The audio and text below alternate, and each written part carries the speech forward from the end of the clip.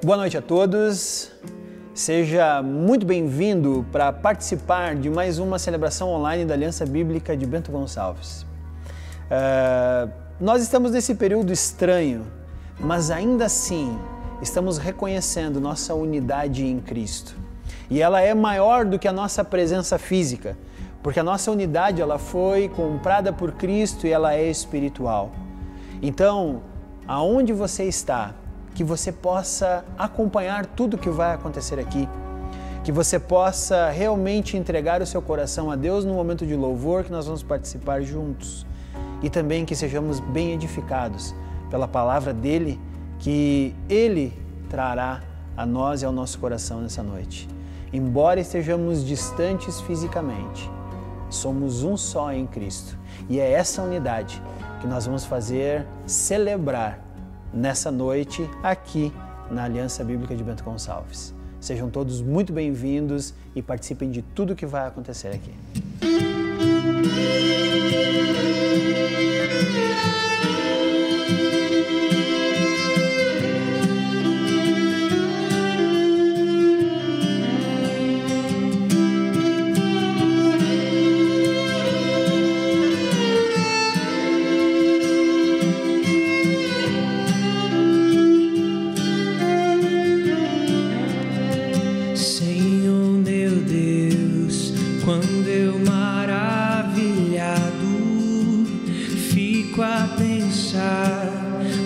Obras de tuas mãos, no céu azul de estrelas pontilhado, o teu poder mostrando a criação. Então minha alma canta a ti, Senhor, grandioso és tu, grandioso és tu. Então minha alma canta a ti, Senhor, grandioso és tu, grandioso és tu.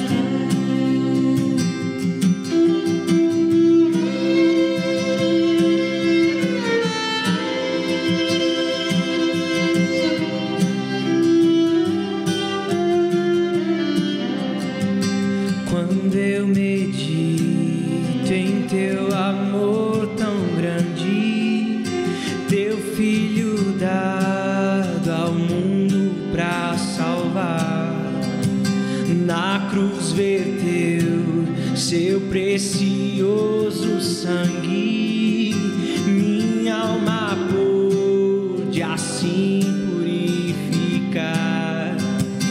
Então minha alma canta a ti, Senhor, grandioso és tu, grandioso és tu.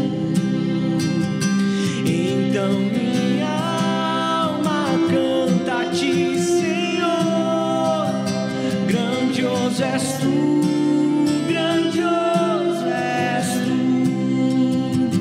E quando enfim Jesus vier em glória e ao lar celeste então me transportar, adorarei prostrado e para sempre. Grandioso és tu, meu Deus, hei de cantar. Grandioso és tu, meu Deus, hei de cantar.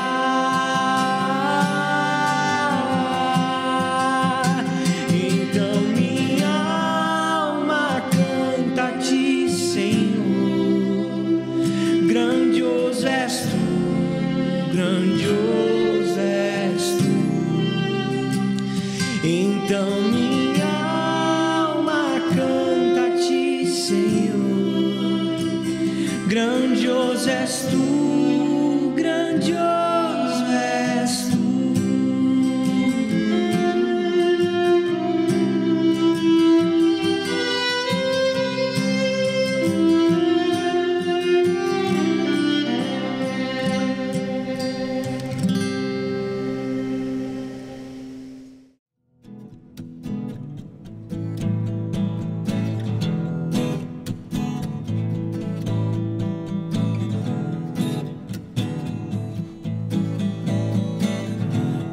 Jesus salvou minha alma, da morte me libertou, acredito. Ele vive, minha culpa Ele levou, minha dor ficou lá na cruz, acredito.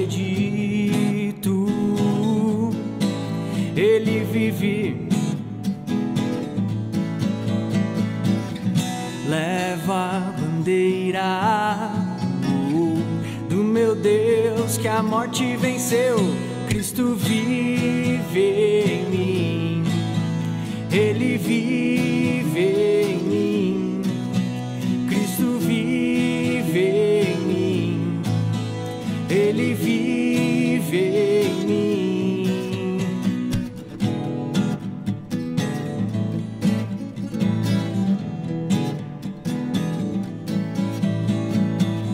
Jesus salvou minha alma, da morte me libertou, acredito. Ele vive, minha culpa Ele levou, minha dor ficou lá na cruz, acredito. Ele vive, leva a bandeira do meu Deus, que a morte venceu. Cristo vive em mim, Ele vive em mim. Cristo vive em mim, Ele vive em mim. Tomas meu fardo e o põe sobre ti, dançando estou em teu louvor, vou ver teu reino vir. Cristo vive em mim, Ele vive em mim. Cristo vive em mim, Ele vive em mim. Cristo vive em mim, Ele vive em mim.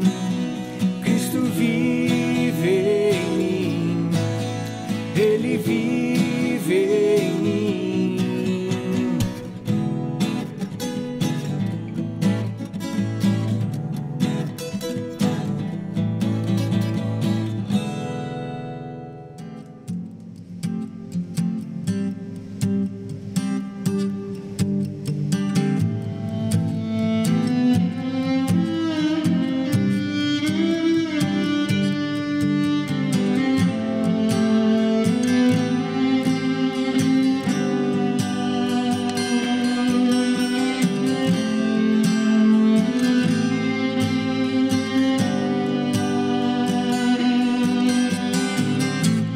Nada vai me separar, mesmo se eu me abalar, teu amor não falha.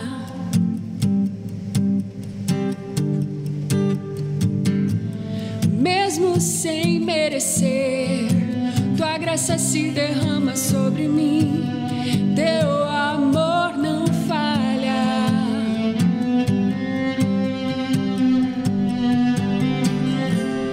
Tu és o mesmo para sempre, teu amor não muda.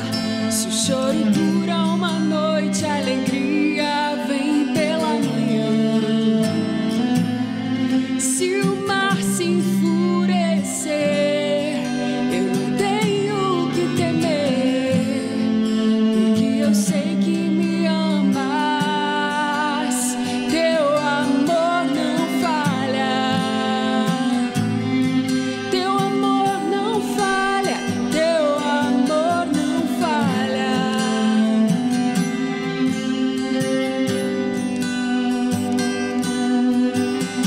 Se o vento é forte e profundo é o mar, tua presença vem me amparar. Teu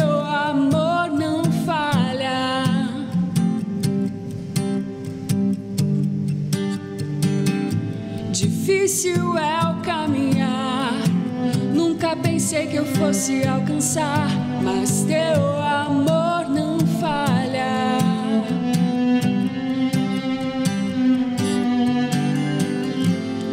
Tu és o mesmo pra sempre. Teu amor não muda. Se o choro dura uma noite, a alegria vem pela manhã. Se o mar se enfurecer, eu não tenho o que temer, porque eu sei que me amas.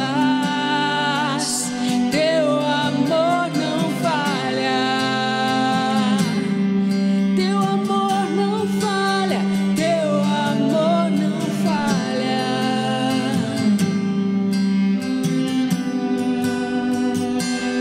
Tu fazes que tudo coopere para o meu bem. Tu fazes que tudo coopere para o meu bem. Tu fazes que tudo coopere para o meu bem. Tu fazes que tudo coopere para o meu bem. Tu és o mesmo pra sempre. Teu amor não muda. Se o choro dura uma noite, a alegria vem pela manhã. Se o mar se enfurecer, eu não tenho o que temer, porque eu sei que me amas. Teu amor não falha. Teu amor não falha. Teu amor não falha.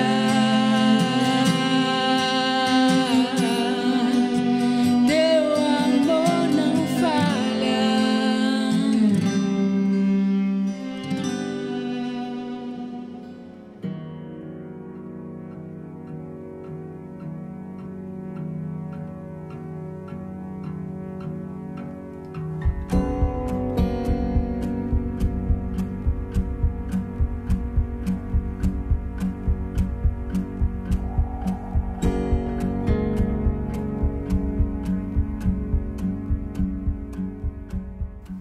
Olá pessoal, boa noite. É um prazer mais uma vez estar aqui e poder falar para os meus amigos da Aliança Bíblica de Bento Gonçalves. E espero que Deus esteja nos dando um bom momento agora juntos para estudarmos, olharmos um pouco a palavra dele e tentarmos entender o que Deus tem para nós nesta noite. Hoje eu gostaria de falar um pouquinho sobre o livro de Romanos. Da última vez que eu estive aqui, eu falei um pouquinho do livro de Coríntios. E eu gosto muito dessas epístolas de Paulo, e eu acho que Romanos talvez é uma das epístolas mais peculiares que Paulo escreveu para nós. E eu gostaria que a gente olhasse ela hoje. Nós não vamos olhar todos os 16 capítulos do livro de Romanos, mas eu quero já deixar para você um incentivo, que nessa semana você possa ler o livro de Romanos e possa olhar e perceber as maravilhas que Deus tem para nós. Então eu quero te incentivar a ler esse livro, um capítulo por dia, ou meio capítulo, como você quiser, porque é um livro extremamente importante para nós. Para isso, eu quero explicar um pouquinho sobre a estrutura do livro de Romanos como um todo, para que ao ler durante a semana você vá podendo perceber como Paulo vai nos revelando o Evangelho aqui, ok? Então vamos lá. A Epístola de Romanos, ela é uma epístola, entre aspas, nova de Paulo. Paulo vai escrever esse livro mais ou menos ali pelo ano 55 até 58 depois de Cristo. No ano 55 nós tivemos a troca de governo do Império Romano, que foi a saída do imperador Cláudio para que assumisse o imperador Nero. Então, nesse período de tempo, houve uma transição. Então, o próprio Império Romano, no período da escrita de Romanos, está nos primeiros anos do governo de Nero. Paulo já havia feito praticamente terminado a sua terceira viagem missionária. Paulo, durante a sua vida ministerial, ele fez 3 viagens missionárias. A primeira delas, ele foi pela região sul da Galácia, na sua primeira viagem missionária. Por isso nós temos, por exemplo, a Epístola de Gálatas, uma das mais antigas que Paulo escreveu. Na segunda viagem missionária, Paulo passa então por Corinto, porque ele vai pela região da Macedônia, a região que a gente conhece de várias cidades e dentro daquilo que a gente conhece hoje um pouco como a fronteira entre a Grécia e a Turquia. E a terceira viagem missionária, Paulo vai fazer pela Ásia Menor, aonde tem ali, a capital era Éfeso, então nós temos Éfeso e Esmirna ali perto, e ele também faz uma grande volta, e ele passa também ali pela cidade de Corinto e por uma parte da Macedônia. Quando termina essa terceira viagem missionária, Paulo ele havia ajuntado um valor para levar dinheiro para ajudar os judeus na Palestina que estavam passando ali na Judéia por dificuldades financeiras. Muitos cristãos e judeus moravam na cidade de Roma. O imperador Cláudio, no final do seu governo, ele mandou os judeus embora de Roma e com eles muitos cristãos. E eles tinham que sair de Roma sem nada. Então, quando eles chegavam na Judéia, a Judéia começou a receber uma grande quantidade de pessoas que chegou sem nada, sem comida, sem casa, sem um lugar para ficar, sem emprego. E a igreja na Judéia começou a passar por algumas dificuldades financeiras, também provocada por um período de fome na época do imperador Cláudio. Então, Paulo agora, ele está levando esses donativos até Jerusalém, que é para onde ele está se encaminhando no final da sua terceira viagem missionária. Nesse período, ele passa por Corinto e provavelmente de Corinto, Paulo vai escrever a carta aos Romanos. Paulo não conhece a igreja em Roma. Não tem como saber quem fundou a igreja em Roma, mas Paulo sabe que lá nessa cidade existe um grande contingente de cristãos. Ele vai então escrever uma carta para essa igreja, a qual ele tem o intuito de visitar para ajudar eles nos processos de evangelismo e crescimento cristão. É bem interessante, porque olha só, Paulo, na sua terceira viagem missionária, ele tem o intuito de visitar Roma para evangelizar.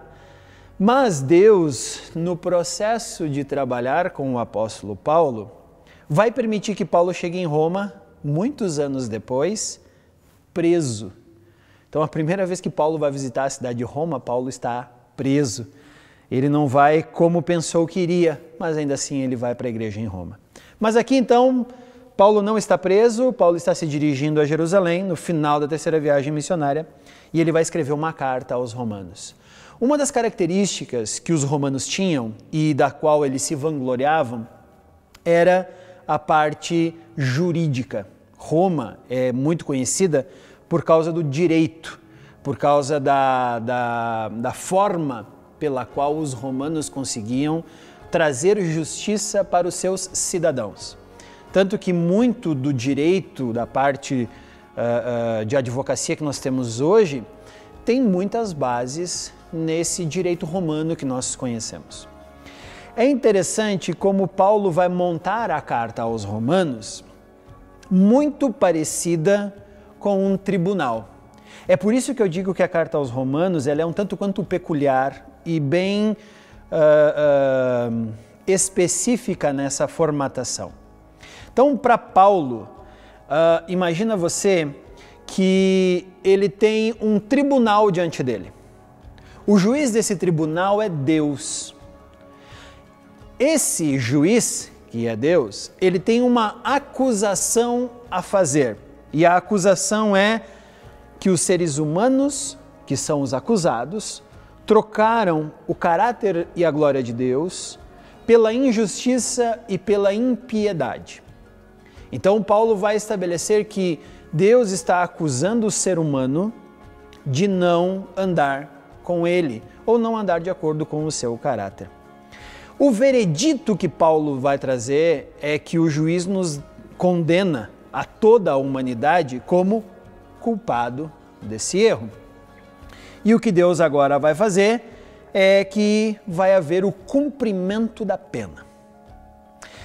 O que eu gosto do livro de Romanos, e é o que nós vamos perceber aqui nessa noite, é como um livro que começa acusando a humanidade, da qual nos primeiros 3 capítulos de Romanos, pelo menos até a metade do capítulo 3, nós temos um tom bastante pesado, do qual você vai começar a ler, e eu quero te incentivar, leia, passe por esses primeiros capítulos, porque embora eles pareçam pesados, é um livro que começa com a humanidade no banco dos réus, e logo já no capítulo 3, Paulo vai dizer que nós podemos ser chamados de filhos de Deus.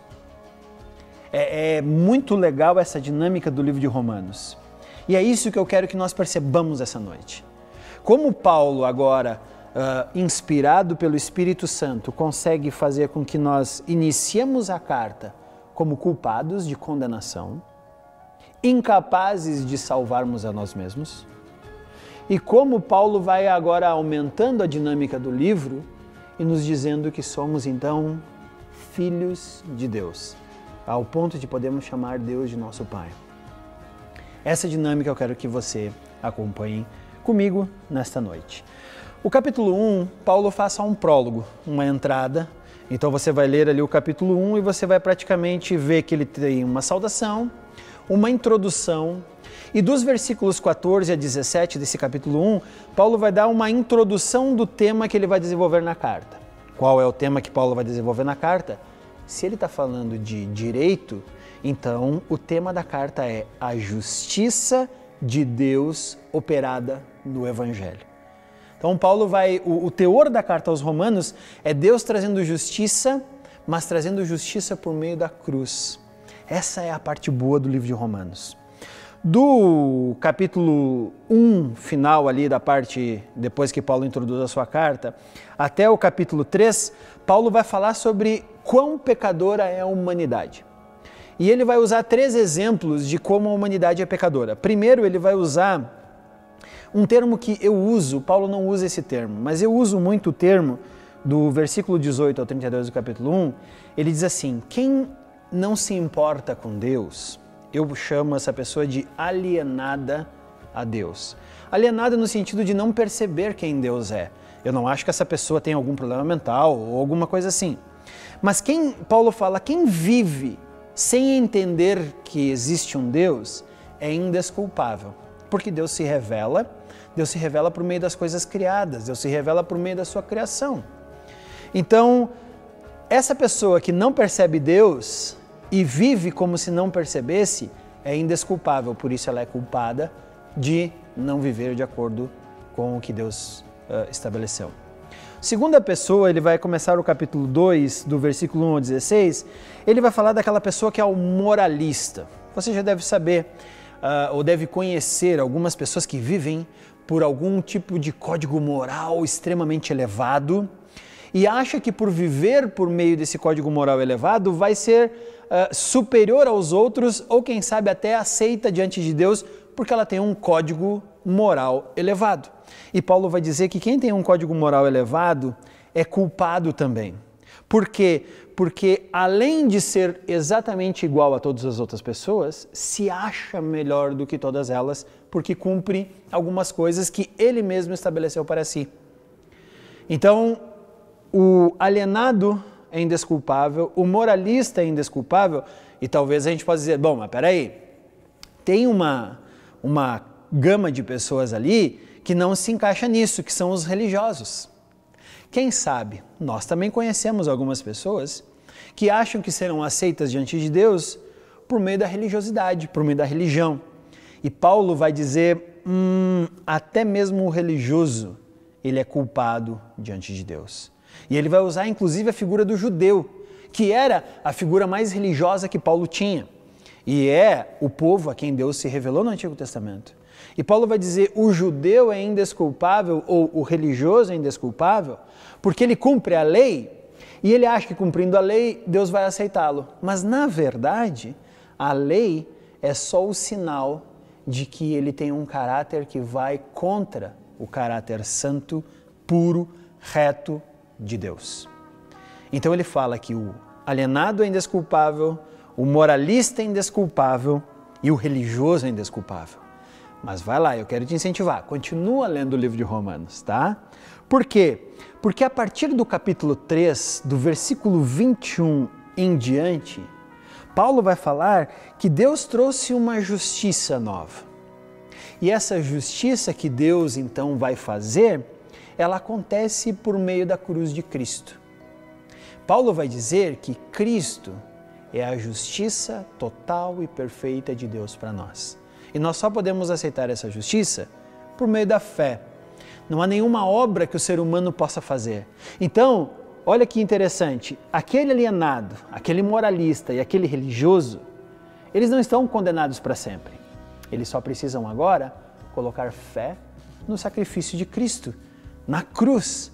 E a partir desse momento, ele recebe a justiça de Deus. Então, se o ser humano está sendo condenado diante de Deus, Deus traz uma justiça. Qual é a justiça de Deus ao ser humano que está sendo condenado? Trazer o seu filho. Fazer o sacrifício na cruz, pleno e total. E depois disso, trazer o ser humano e considerá-lo inocente. Esse é o livro de Romanos. E é legal porque talvez a gente pense assim, mas como Deus pode trazer pessoas imperfeitas como nós para serem justas? E eu vou te dizer como. No Antigo Testamento, um judeu piedoso tinha que trazer um cordeiro como um sacrifício diante de Deus. O sacerdote tinha que olhar para saber se o sacrifício ia ser aceitável. Mas olha que interessante, o sacerdote não olhava se aquele judeu era perfeito. Ele olhava para saber se o cordeiro era perfeito, macho, de até 1 ano, sem defeito qualquer. O que importa é a qualidade do sacrifício, não a pureza do pecador. É por isso que Cristo é o sacrifício perfeito. Porque quando Deus vai olhar para nós, Ele não vai olhar a minha perfeição, porque eu sou impossível de ser perfeito. Nós não temos como ser perfeitos. Mas Deus olha o sacrifício de Cristo.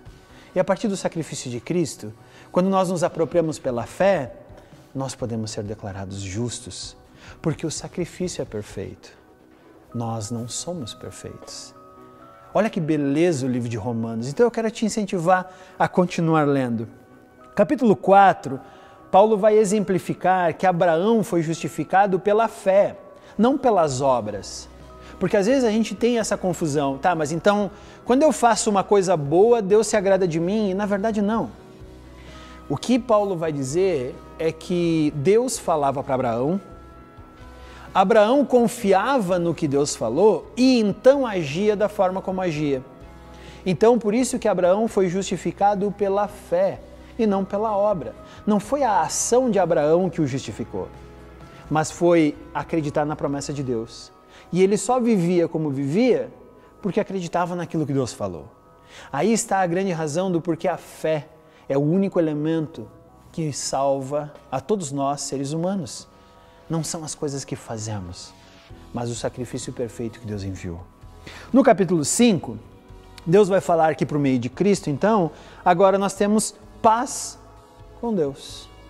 Todos nós estamos falando de um mundo que está confuso, procurando paz, tentando achar um abrigo, tentando achar algum tipo de consolo. E o capítulo 5 de Romanos diz que o nosso consolo, o nosso abrigo, o nosso refúgio é tão somente estar com Deus por meio de Cristo. O capítulo 6 e 7 de Romanos vai falar que agora então que aceitamos esse sacrifício pela fé, somos livres do pecado por causa de Cristo. O pecado, em que sentido livres? O pecado não nos condena mais. Lembra que nós começamos o livro de Romanos no banco dos réus, acusados de pecado? Mas quando Cristo faz a justiça, essa acusação é anulada. O juiz pega a nossa acusação, rasga, porque diz está pago. Então agora o capítulo 6 e 7 de Romanos vai dizer que nós podemos desfrutar exatamente dessa liberdade por causa de Cristo. O pecado não nos acusa mais. E o capítulo 8, que é onde nós vamos entrar hoje, ele fala sobre uma vida baseada pela fé no sacrifício de Cristo, ela agora deve ser vivida ancorada na ação do Espírito Santo em nós. E eu quero que agora você olhe para a sua Bíblia e abra Romanos, capítulo 8, do versículo 28 ao versículo 39. Eu chamo esses versículos de a vitória da fé. É aqui que nós temos exatamente agora a comemoração da vitória que Deus tem para nós. Então eu quero te convidar a abrir a sua Bíblia no livro de Romanos, capítulo 8, versículo 28 ao 39, que diz assim: Sabemos que Deus age em todas as coisas para o bem daqueles que o amam, dos que foram chamados de acordo com o seu propósito. Pois aqueles que de antemão conheceu, também os predestinou para serem conformes à imagem do seu Filho, a fim de que ele seja o primogênito entre muitos irmãos. E aos que predestinou, também chamou. Aos que chamou, também justificou. Aos que justificou, também glorificou. O que diremos, pois, diante dessas coisas? Se Deus é por nós, quem será contra nós? Aquele que não poupou o seu próprio Filho, mas o entregou por todos nós, como não nos dará juntamente com ele e de graça todas as coisas? Quem fará alguma acusação contra os escolhidos de Deus? É Deus quem os justifica. Quem os condenará? Foi Cristo Jesus que morreu, e mais, que ressuscitou e está à direita de Deus e também intercede por nós. Quem nos separará do amor de Cristo? Será a tribulação, ou angústia, ou perseguição, ou fome, ou nudez, ou perigo, ou espada? Como está escrito: por amor de ti enfrentamos a morte todos os dias. Somos considerados como ovelhas destinadas ao matadouro. Mas em todas as coisas somos mais que vencedores, por meio daquele que nos amou. Pois eu estou convencido de que nem morte, nem vida, nem anjos, nem demônios, nem o presente, nem o futuro, nem quaisquer poderes, nem altura, nem profundidade, nem qualquer outra coisa na criação será capaz de nos separar do amor de Deus que está em Cristo Jesus, nosso Senhor. Paulo fala, então, que por meio do Evangelho nós recebemos justificação diante de Deus. Porque todo aquele que vai crer em Cristo está predestinado a receber a justiça que Cristo manifestou. Ao receber essa justiça, também vai ser glorificado, porque é tornado justo, porque a justiça de Deus é a morte de Cristo, apropriada pela fé. A segunda coisa que me espanta nessa parte é que todo o trabalho no Evangelho é de Deus para nós. Nós agora recebemos gratuitamente das mãos de Deus a nossa salvação e a nossa justificação. No Evangelho, então, nós devemos ser a imagem do Filho. Como assim a imagem do Filho? Aquele que é justo, porque Ele nos tornou justo, e glorificados, porque Cristo foi glorificado. Então essa é a nossa imagem. E a cruz, então, é a manifestação suprema do amor de Deus por nós. Deus é a nossa salvação. Se Deus é a nossa salvação, Paulo vai dizer: que força vai prevalecer contra aqueles que confiam em Cristo? Não tem nenhuma. Quem vai se levantar para acusar os cristãos que foram justificados por Cristo? Ninguém.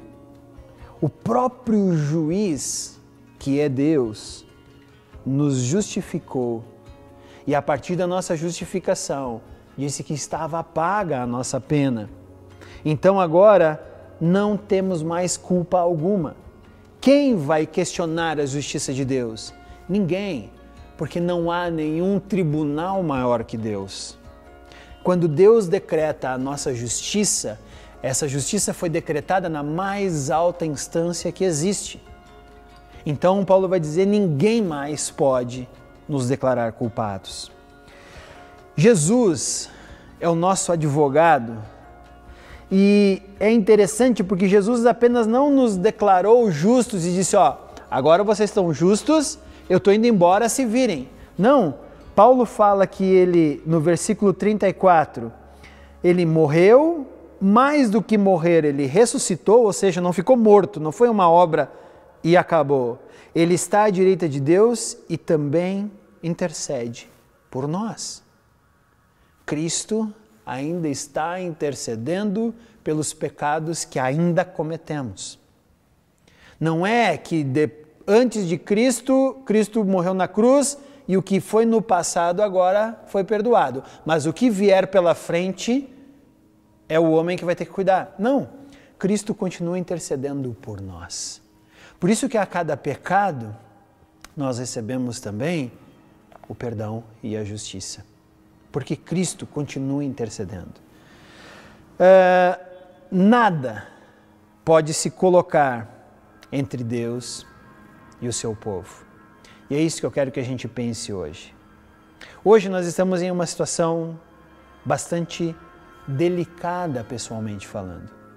Nós estamos com essa questão do coronavírus, nós estamos em um momento de distanciamento social, nós estamos num momento impedidos de nos reunirmos como igreja, nós estamos impedidos de visitar pessoas queridas, ou melhor, se não impedidos, estamos sendo incentivados a não fazer essas visitas. Muitos de nós têm pessoas que estão hospitalizadas e não podem ser visitadas. Nós temos pessoas que estão em UTIs sem poder receber visita de parentes para não ser contaminadas e não contaminarem tudo mais. E aí a grande pergunta que Paulo faz para nós é: quem nos separará do amor de Cristo? Será que é a tribulação? Não. Será que é a angústia? Também não. Será que é a perseguição? Também não. Será que é a fome? Não. Será que é o fato de não podermos ter roupas? Ele fala aqui a nudez? Não. Será algum perigo? Não. Porque nada pode nos separar do amor de Deus. Eu não sei como você estava quando você começou a ouvir esse estudo, mas eu quero te dizer, com toda certeza, nada é capaz de nos separar do amor de Deus que está em Jesus Cristo. Porque Deus entregou o seu Filho para que nós pudéssemos ter acesso a Ele. Será que qualquer coisa que acontecer nesse mundo vai poder nos separar do amor de Deus? Não, nada. Então Paulo é muito enfático em dizer que Deus nos amou tanto que não há nada que seja um impedidor de que o amor de Cristo nos alcance. Então eu quero te dizer que mesmo nessa situação tão confusa pela qual estamos vivendo, mesmo quando coisas que nós não gostaríamos que acontecessem, acontecem, mesmo que no meio da sociedade onde vivemos, algumas coisas estejam parecendo fora do nosso controle, eu quero te dizer que ainda assim, nada nos separa do amor de Cristo. Ele continua intercedendo por nós e continua nos amando. Esse momento de confusão social em que vivemos, de uma forma totalmente nova, e é por isso que estamos aqui falando a vocês por meio de um vídeo e não presencialmente, mas nem isso pode nos separar do amor de Deus. Por quê? Porque em Cristo, versículo 37, em todas as coisas, somos mais que vencedores por meio daquele que nos amou. Se nada pode nos separar do amor de Cristo, então nós somos mais que vencedores. E aí ele fala, portanto, eu estou convencido, eu estou certo de que nem morte, nem vida, nem anjos, nem demônios, nada que está no presente e nada que está no futuro, nem qualquer outro poder, nem a altura, nem a profundidade, nem qualquer outra coisa na criação é capaz de nos separar do amor de Deus que está em Jesus Cristo. Pois para nós cristãos não há perda financeira grande o suficiente para nos separar da mão de Deus. Não há perdas pessoais que possamos ter de pessoas mesmo que sejam queridas para nós, que possa nos separar do amor de Deus. Não há nenhuma pandemia que pode nos separar do amor de Deus. E eu digo isso com toda a convicção de que não há nada, nenhuma força física, nenhuma força espiritual que nos separe do amor de Deus. E é isso que eu quero que você, nessa sua leitura pelo livro de Romanos durante essa semana, chegue à conclusão de que Deus nos fez mais que vencedores. Mais que vencedores. Porque Ele nos deu a sua justiça. E agora, baseados nessa justiça, nada nos separa do amor do Pai que nos chama, que nos atrai para estarmos mais próximos dEle. Então, eu acho que nesse momento de pandemia, nesse momento de economias em queda, nesse momento de todas as incertezas nos assolando talvez, uma certeza nós temos: nada nos separará do amor de Cristo. Antes de encerrar, eu quero que você acompanhe uma música que fala exatamente isso. Ouça essa música se você não conhece. Se você conhece, acompanhe essa música, porque ela fala exatamente isso que nós estamos conversando aqui essa noite. E ela nos dá a certeza e a garantia de que nada nos separará do amor de Cristo. Que essa música seja o nosso hino durante todo esse período de pandemia, porque tudo pode estar fora do nosso controle, mas nada nos separa do amor de Cristo, no qual somos mais que vencedores.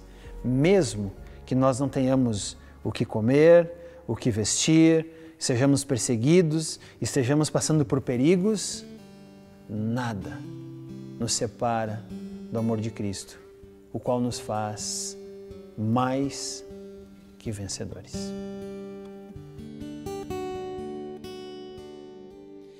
Quem nos separará do amor de Cristo? Será tribulação, angústia ou perseguição, fome ou nudez, perigo, espada. Eu estou bem certo que nem a morte, nem vida, nem anjos, nem principados, nem coisas do presente, nem do porvir, nem poderes, nem alturas ou profundidades, nem qualquer outra criatura poderá nos separar do amor de Deus que está em Jesus Cristo, nosso Senhor, que está em Jesus Cristo.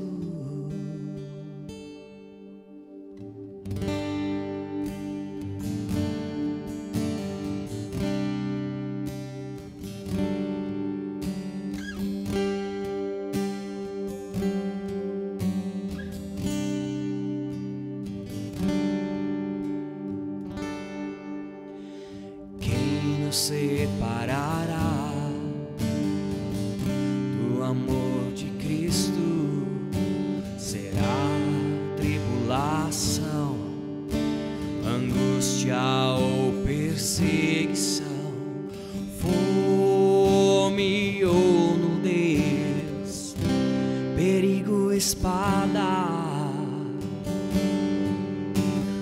Eu estou bem certo que nem a morte, nem vida, nem anjos, nem principados, nem coisas do presente, nem do porvir, nem poderes, nem alturas ou profundidade, nem qualquer outra criatura poderá nos separar do amor de Deus que está em Jesus Cristo, nosso Senhor, que está em Jesus Cristo. Nada, nada poderá nos separar, nada, nada poderá nos separar do amor de Deus que está em Jesus Cristo, nosso Senhor, que está em Jesus Cristo.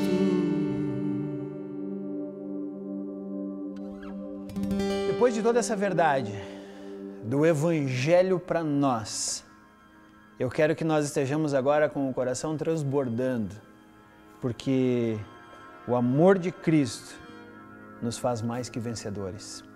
Vamos orar e vamos levar essa verdade para toda essa nossa semana, ok? Senhor Deus, nós agradecemos a Ti pelo Evangelho, agradecemos a Ti pelo sacrifício de Cristo, que é a nossa justiça. Não nos tornamos justos por nossa própria força, mas somos declarados justos por meio da cruz e do sangue que ali foi derramado. Obrigado por isso. Tomamos isso pela fé e acreditamos que essa é a nossa única forma de chegarmos até a Tua presença, Senhor. Podemos chegar livres de medo, porque Tu nos declarou justos por meio do sacrifício do Teu Filho. E quando nos chegamos a Ti, quando entramos na sala do trono do céu, nos dirigimos a Ti como nosso Pai. Oh, grande privilégio, Pai. Obrigado por isso. Abençoa a vida de cada um de nós, Senhor. Tenha misericórdia. Estamos passando por um momento difícil e complicado como sociedade, como mundo. Estamos passando por transformações, por medos, por angústias. Tem misericórdia e, ao mesmo tempo, obrigado, porque na justiça que está em Cristo, naquilo que nada é capaz de nos separar do Teu amor, nós temos uma convicção: somos mais do que vencedores, porque Tu nos amou. Obrigado por isso, que possamos colocar todas as nossas aflições, todos os nossos medos, todas as nossas angústias em Ti, porque ali elas estão bem guardadas. Cuida da nossa alma, do nosso coração e nos ajuda a vivermos aqui fora como luzeiros que apontam para Ti. É isso, Pai, que nós pedimos. Em nome do Teu Filho Jesus Cristo, a nossa justiça.